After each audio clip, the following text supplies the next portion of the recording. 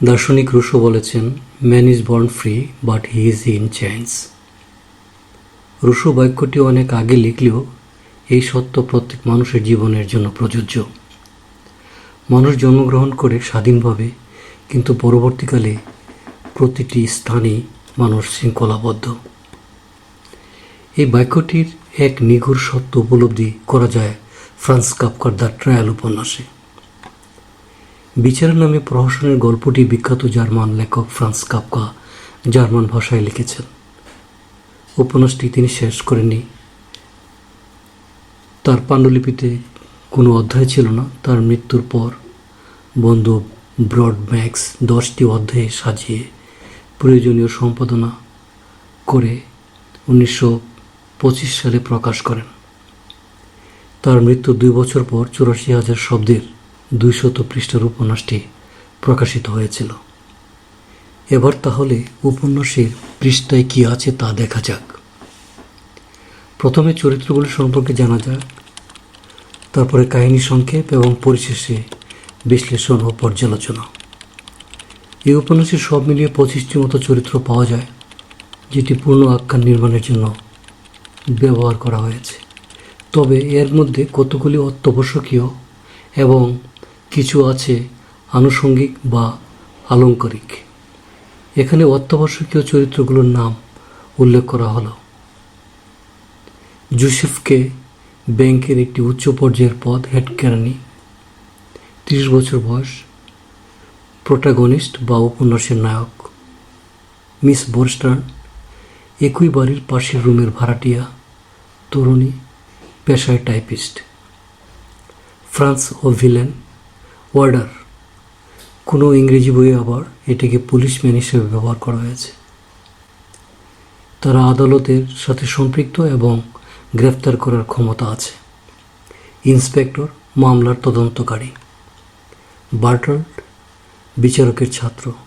দোপানি পরিচ্ছন্ন কর্মী, দোপানির স্বামী।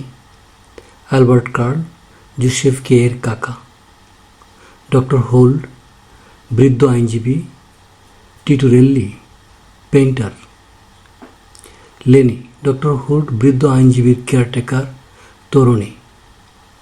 Mister Block travel businessman, doctor হোল্ডের মক্কেল। ধর্মযাজক কারাগারের ধর্মযাজক। 2 জন আদালতের লোক জোসেফ কে যারা হত্যা করে। এবার আমরা কাহিনীর সংক্ষেপে আসি।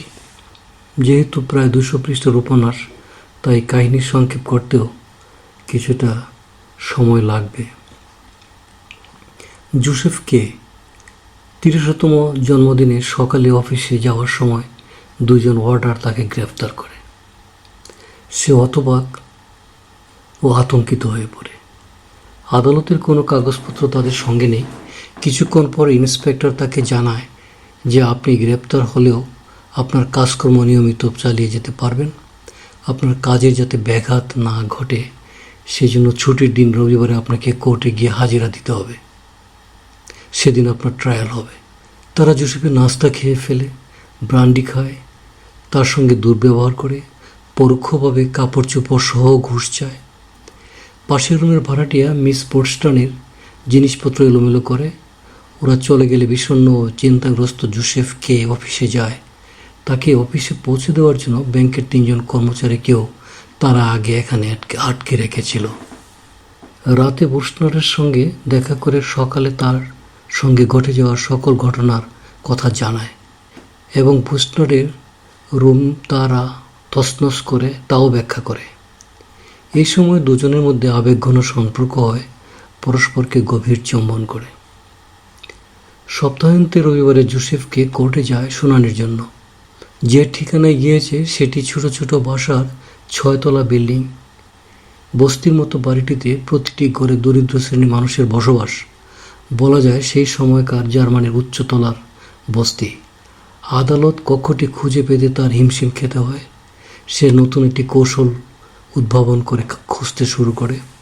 শেষ পর্যন্ত ধূপানি বা পরিচ্ছন্ন কর্মী সহায়তায় 6 তলার একটি মাঝারি সাইজের রুমের আদালতটি খুঁজে পায়। অনেক মানুষের ভিড়। ডানপন্থী এবং বামপন্থী 2টি সারিতে বসা। আদালতে তার বক্তব্য পেশ করতে বললে জোসেফকে কোন অপরাধে এবং কোন মামলায় জড়ানো হয়েছে তা জানতে চায়।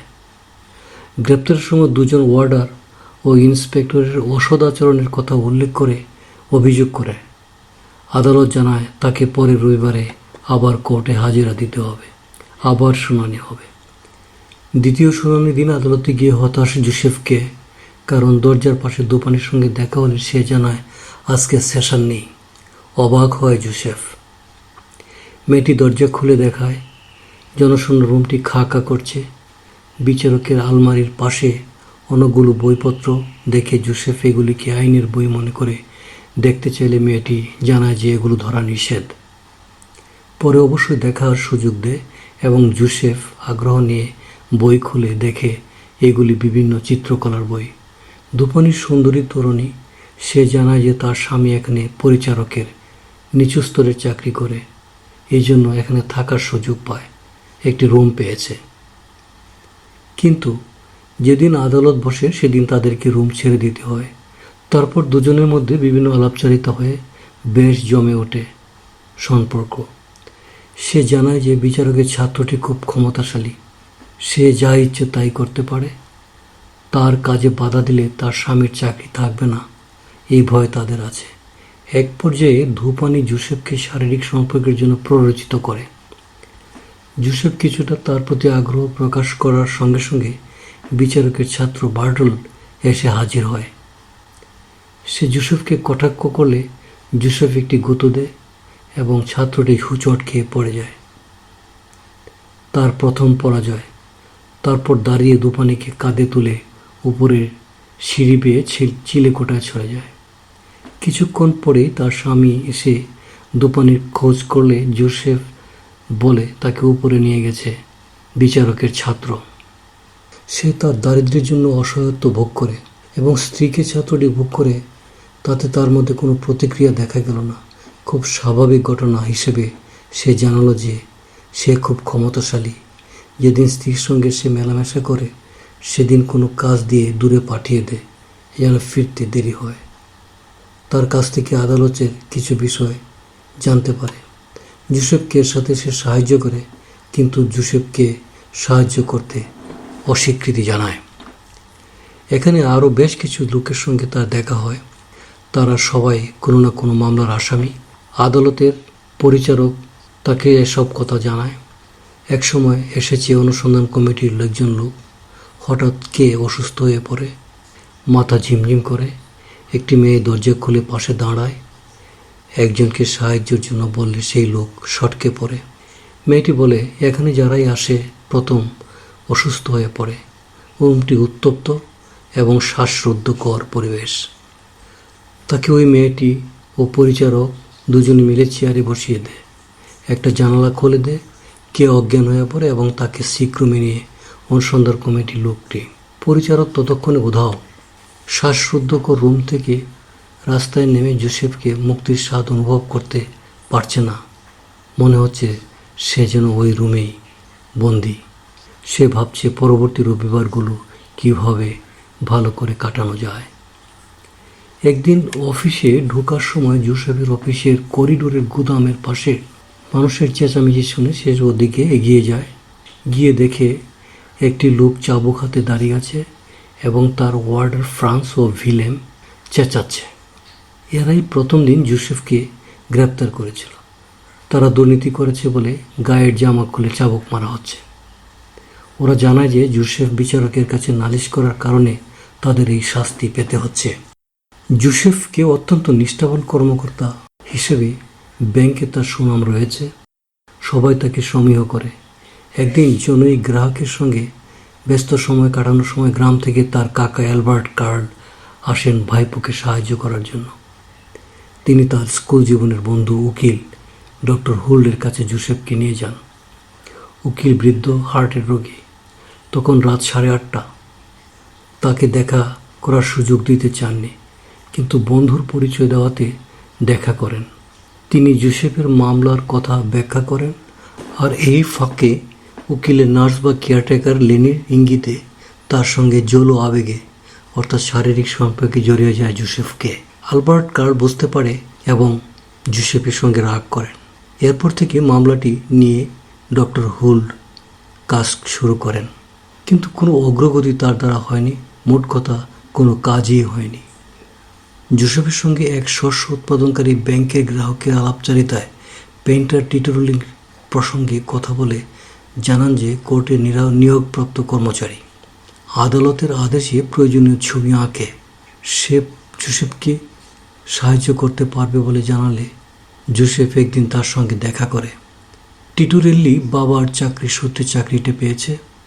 সে তাকে সাহায্য করার মধ্যে যা করল, কোর্টের বিচার প্রক্রিয়া সম্পর্কে জ্ঞান দিল, যা জোসেফের কোনো কাজে আসেনি।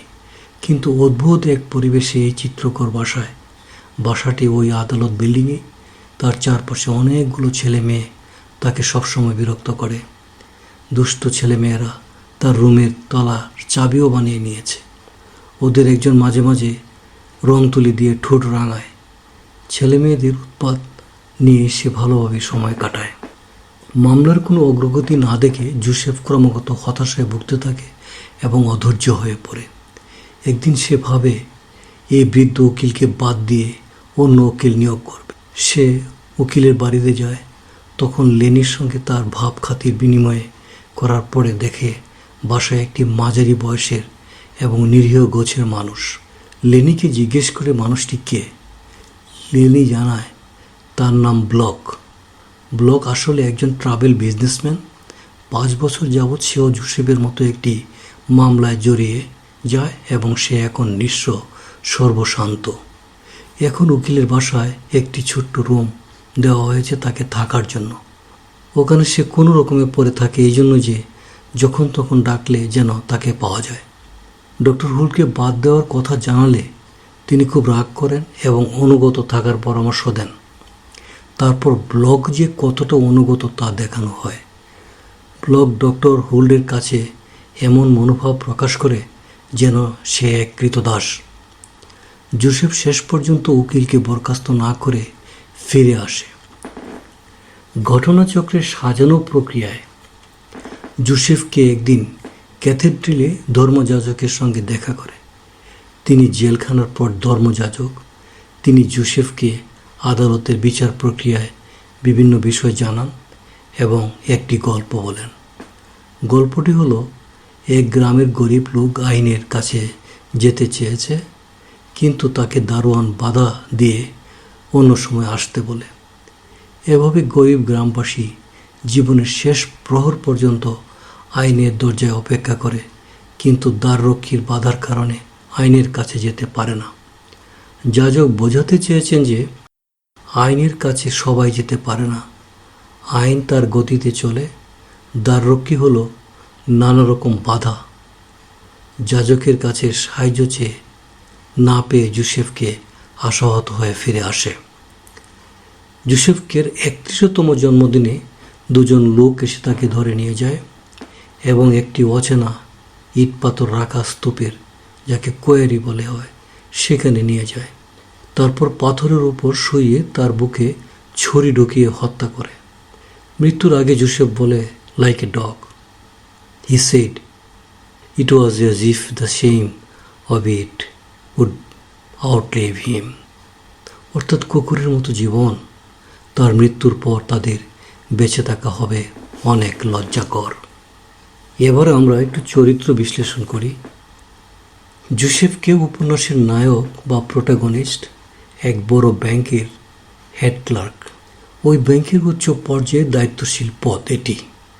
খুব সাধারণ নিয়মিত জীবনযাপন করে, অত্যন্ত কর্মনিষ্ঠা এবং করিতকর্মা জোসেফকে। রাত 9টা পর্যন্ত কাজ করে ব্যাংকে। সপ্তাহে একদিন বিয়ারে বারে যায়। সেখানকার এক ওয়েট্রেসের নাম এলসা, তার সঙ্গে কখনো বিছায়ানো যায়। গল্প শুরু হয় তার 30তম জন্মদিনের সকাল থেকে। তার অতীত আমাদের জানা হয় না। লেখক তার অতীত জানাননি, কেবল চাচাতো বোন এরনা এবং চাচা অ্যালবার্ট কার্লের সঙ্গে পারিবারিক সামান্য যোগসূত্র পাওয়া যায়। তাদের সঙ্গে তার ভালো সম্পর্কের নমুনা পাওয়া যায়। তার কোনো প্রেমিকা নেই, একা থাকে, সে এলিনিয়েটেড বা বিচ্ছিন্ন।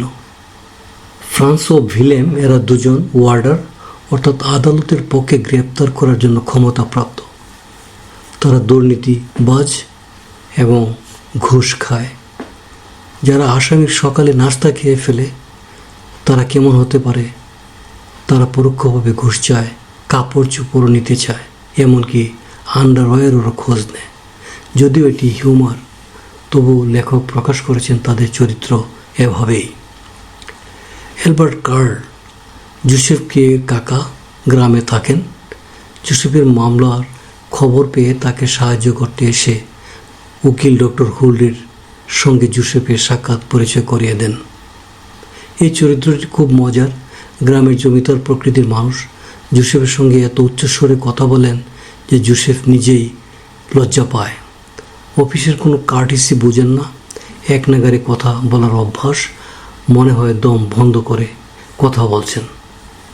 তার কথার মধ্যে কোনো দাড়ি কলম বা জ্যোতিচিহ্ন নেই।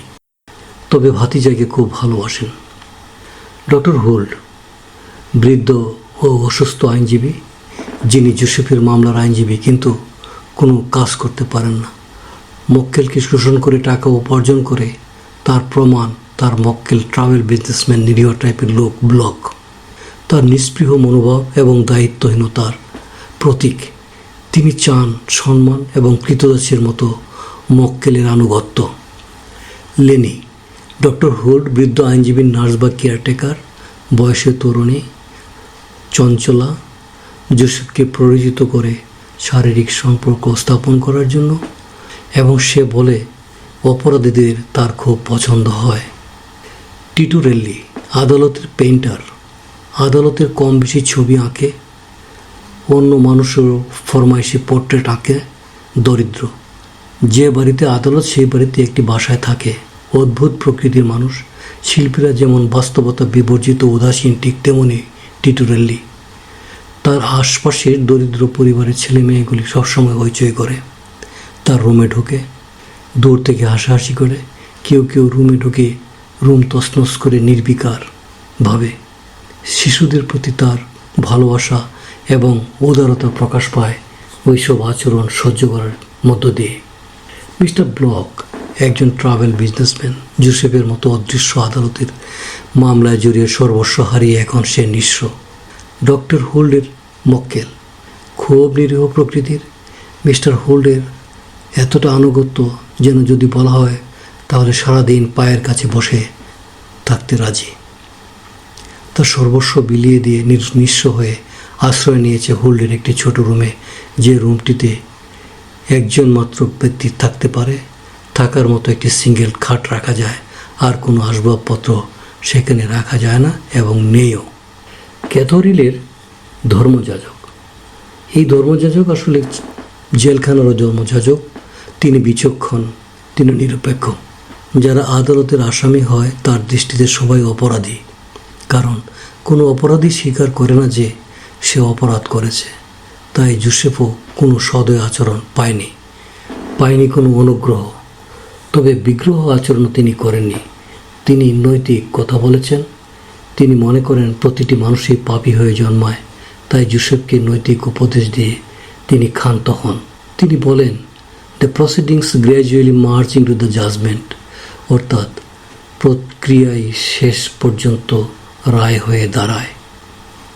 দুইজন নতুন আদালতের লোক যারা জোসেফকে হত্যা করে, এরা শক্তিশালী, তবে কিছুটা ভাড়ামিও তাদের মধ্যে দেখা যায়। নৃশংসভাবে জোসেফকে তারা হত্যা করে নিষ্পৃহ বা আনন্দিত। উপন্যাসের কলকবজা। আসল উপন্যাসের কাহিনী এভাবে জানলেও এর ভিতরকার কলকবজা না জানলে এই উপন্যাসের প্রকৃত বিষয়গুলো উপলব্ধি করা সম্ভব নয়। কারণ এটি একটি বিখ্যাত উপন্যাস এবং বিংশ শতাব্দীর 100টি শ্রেষ্ঠ উপন্যাসের মধ্যে এটিও একটি অন্যতম উপন্যাস হিসেবে স্বীকৃত। ভিত্তিহীন এক মামলায়, আবার অন্যভাবে বলা যায় কোনো মামলা ছাড়াই দ্য ট্রায়াল উপন্যাসের প্রোটাগনিস্ট বা নায়ক জোসেফকে গ্রেপ্তার করা হয়। তার বিচার হয়, মৃত্যুদণ্ড হয়। এক উদ্ভট কাণ্ড। এই উদ্ভট হলো এমন এক ঘটনা আমাদের চারপাশে ঘটছে, নিরেট সত্য, ঘটছে সারা পৃথিবী জুড়ে। দ্য ট্রায়াল উপন্যাসে উদ্ভট বা অ্যাবসার্ডিটি থটের মধ্য দিয়ে কাফকা দেখিয়েছেন পৃথিবীর মানুষ কখনো রাষ্ট্রীয় সিস্টেমে পরে বিপন্ন হয়ে যায়, যার কোনো ব্যাখ্যা নেই। বাংলাদেশে এমন আইনের জাল আমরা প্রত্যক্ষ করছি বারবার। বিচারের নামে প্রহসনে অসহায় মানুষের জীবন বিপন্ন হতে দেখেছি অহরহ। উপন্যাসটি কেন অ্যাবসার্ড তার কয়েকটি প্রশ্নের মাধ্যমে এটি বোঝা যেতে পারে। অ্যাবসার্ড হলো সেই বিষয় যা সব কিছুকে বাস্তব মনে হবে কিন্তু আসলে তা বাস্তব নয়। যেমন আদালতের সব কিছুকে বাস্তব মনে হয়েছে, কিন্তু উপন্যাসের যে আদালত দেখানো হয়েছে এমন আদালত পৃথিবীর কোথাও নেই। আদালতের নামের আড়ালে বাস্তবতাকে ফুটিয়ে তোলা হয়েছে যা মানুষের চিন্তার মধ্যে আটকে গিয়েছে। এই উপন্যাসের প্রতিটি চরিত্রই বাস্তব মনে হচ্ছে, কিন্তু বাস্তবতার আড়ালে তাদের জীবনে যা ঘটছে সব কিছু উদ্ভট বা অলীক কল্পনা, যাকে বলা হয় অ্যাবসার্ড। কোন অপরাধে জোসেফকে গ্রেপ্তার করা হয়েছে তা লেখক প্রকাশ করেননি, অর্থাৎ উদ্ভট বা অলীক কল্পনা। তাকে কেন হত্যা করা হয়েছে তাও কেউ জানে না। এই অলীক কল্পনা বা এই উদ্ভট বিষয়টাই আসলে অ্যাবসার্ডিজম। অ্যাবসার্ডিজম বলতে ফ্রান্সের প্রখ্যাত কথাসাহিত্যিক ও দার্শনিক অ্যালবের ক্যামু বলেছেন, নীরব মহাবিশ্বে ও অর্থহীন প্রকৃতিতে মানবজাতির সহজাত অর্থ অনুসন্ধানের মধ্যে দ্বন্দ্বের কেন্দ্রীভূত দর্শনই হল অ্যাবসার্ডিজম। এটি বিশ্বাস করে যে অস্তিত্বের কোনো অন্তর্নিহিত উদ্দেশ্য নেই, কিন্তু মানুষ ক্রমাগত এর জন্য আকাঙ্ক্ষা করে, যা অযৌক্তিক নামক একটি মৌলিক উত্তেজনা তৈরি করে। হতাশা বা মিথ্যার অর্থ আবিষ্কার করার পরিবর্তে, যেমন অস্তিত্ববাদীরা হয়তো করতে পারেন, অযৌক্তিক স্বীকার করে বিদ্রোহ করা, তা গ্রহণ করা এবং তা সত্ত্বেও আবেগের সঙ্গে এবং স্বাধীনভাবে জীবনযাপন করা, ঠিক যেমন সিসিফাস তার অন্তহীন কাজে আনন্দ খুঁজে পায়। উপন্যাসটি পাঠের পর আমাদের মনে যেসব প্রশ্ন দেখা দেয় তার অপরাধ কি কেউ জানে না। কোন আদালতে তাকে অভিযুক্ত করা হয়েছে জানা নেই, আইনটি কি জানা নেই, বিবাদীকে জানা নেই, বিচারের রায় দিল কে জানা নেই। অভিযোগহীন অভিযোগী পুরো উপন্যাসের ভিত্তি। অদৃশ্য আদালত ও মামলা। জোসেফ কে জানানো হয় যে একটি আদালত তাকে বিচার করবে, কিন্তু এই আদালত কি রাষ্ট্রীয়ভাবে স্বীকৃত? বিবাদীর উকিল কোথায় তাহলে জানা নেই। তার মামলার নথি, কাগজপত্র, অভিযোগ ইত্যাদি কোথায় কেউ জানে না। সে শুধু জানতে পারে যে একটি বিশাল গোপন দমবন্ধ করা প্রশাসনিক ও বিচার ব্যবস্থার তাকে ধীরে ধীরে গ্রাস করছে, যেন ব্লককে নিঃস্ব করে দিয়েছে। ক্যাথেড্রিনের ধর্মযাজক জেলখানারও যাজক, যার কাজ হলো ধর্মীয় উপদেশ দেওয়া, নিরপেক্ষ ভূমিকা পালন করা। আইনের দরজার গল্পটির মাধ্যমে তিনি বুঝিয়ে দিয়েছেন যে আইন সাধারণ মানুষের জন্য নয়। তিনি আরও বলেছেন যে মামলার ভূমিকায় বিচারক বলেছেন যে দারোয়ান মানে বিচার ব্যবস্থা। যে বিচার ব্যবস্থায় সাধারণ মানুষ ঢুকতে পারে না, তাকে বারবার আসার জন্য আশা দেওয়া হয়, কিন্তু সেই প্রত্যাশা কখনোই পূরণ হয় না। শেষ পর্যন্ত সেই গ্রামের লোকটি মারা যায়, কিন্তু আইনের কাছে যেতে পারে না। বিচার ব্যবস্থা এখন শুধু আদালত নয়, বরং প্রতীকীর রাষ্ট্র, আমলাতন্ত্র, অফিস, ধর্মীয় প্রতিষ্ঠান, সামাজিক নিয়ম সব মিলিয়ে দুর্লঙ্ঘনীয় এক অমানবিক যন্ত্র। অপরাধ ও অপরাধবোধ। এই উপন্যাসের মধ্যে অপরাধ এবং অপরাধবোধ একটি জায়গা দখল করে আছে। কাফকা এমন একটি জগৎ সৃষ্টি করেছেন যেখানে গল্পের নায়ক জোসেফকে বিরুদ্ধে স্পষ্ট অভিযোগ নেই, তবু সে ক্রমে অপরাধীর মতো আচরণ করতে শুরু করে, অর্থাৎ অপরাধ না করেও সে অপরাধ বোধে ভোগে। আধুনিক সময়ের আধুনিক মানুষের বিড়ম্বনার এটি একটি প্রক্রিয়া। আইন ন্যায় প্রতিষ্ঠার জন্য নয়, বরং মানুষকে নিয়ন্ত্রণের জন্য সত্যের দরজা বন্ধ করা এক প্রক্রিয়া, যে প্রক্রিয়ার শিকলে মানুষ বন্দী হয়ে নিঃস্ব হয়, কেউ কেউ মৃত্যুবরণও করে। বিচ্ছিন্নতা বা এলিনিয়েশন।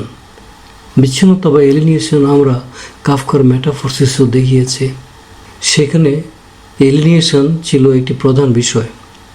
এই উপন্যাসেও আমরা এলিনিয়েশন দেখছি, কারণ নায়কের সহকর্মীদের কাছে আদালতের কাছে সে অচেনা। সে নিজের ভিতরেও সত্য ও কাউকে বোঝাতে পারে না। সে নিজেই যেন নিজের জীবন থেকে বিচ্ছিন্ন হয়ে পড়ে।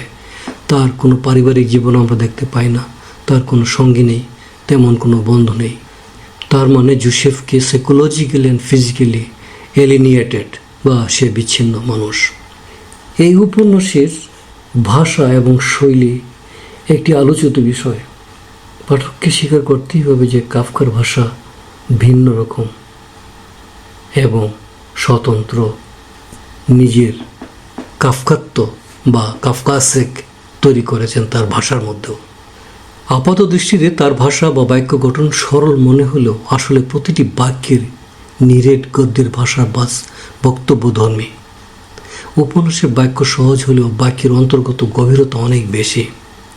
সংলাপ ও বর্ণনা ভারসাম্যপূর্ণ। পরিস্থিতি অস্বাভাবিক, অসংলগ্ন।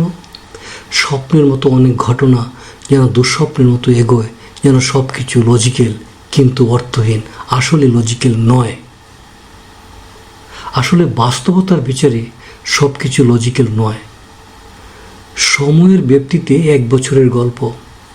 গল্পের ধারাবাহিক বর্ণনা যেভাবে হোক না কেন, প্রতিটি অধ্যায় পৃথকভাবেও এক একটি গল্পের রূপ নিয়েছে। তার মানে একটি ঘরে 10টি দরজা। আমরা যে কোনো একটি দরজা দিয়ে ঢুকলেও পাঠের একই রকম তৃপ্তি পাব, কারণ এখানে কোনো চরিত্র নির্মাণ করা হয়নি। কোনো চরিত্র একটি অধ্যায়ে বিলীন হয়ে গেছে। যেমন জোসেফের কাকা চিত্রকর নদীর স্রোতের মতো যেন হঠাৎ বাঁক বদল করে নতুন ধারায় চলেছে তার ভাষায়। সতর্ক এবং গভীর পাঠক না হলে এই উপন্যাসের গভীরের স্পন্দন অনুভব করা সম্ভব নয়। তবে ধারাবাহিকভাবে পড়ে গেলে বিচারের প্রক্রিয়াটি সহজে বোঝা যায়। উপন্যাসে অনেক হিউমার আছে, তবে এই হিউমার পাঠককে হাস্যরসের খোরাক যোগায় না, বরং পাঠককে স্তব্ধ করে রাখে। উপন্যাসের পাঠককে প্রাণবন্ত করতে হিউমার একটি উপাদান, এটি স্বীকার করতে হবে। তবে কাফকার হিউমার ব্যতিক্রমধর্মী, এই জন্যই কাফকা এত আলোচিত। উপন্যাসটি পাঠকের পড়া উচিত এই জন্যই যে এই উপন্যাস একটি ব্যতিক্রমধর্মী। ফ্রান্স কাফকাকে বুঝতে হলে তার অন্তত 2টি উপন্যাস অবশ্যই পড়া উচিত, দি ট্রায়াল এবং দি ক্যাসেল। তাহলে কাফকা সম্পর্কে আমরা সম্পূর্ণ ধারণা পেতে পারি। আজকে এ পর্যন্ত থাক। সবাইকে শুভেচ্ছা জানিয়ে শেষ করছি। পরবর্তী সময় দেখা হবে সাহিত্যের অন্য বিষয় নিয়ে। সেই পর্যন্ত সবাই ভালো থাকুন, সুস্থ থাকুন।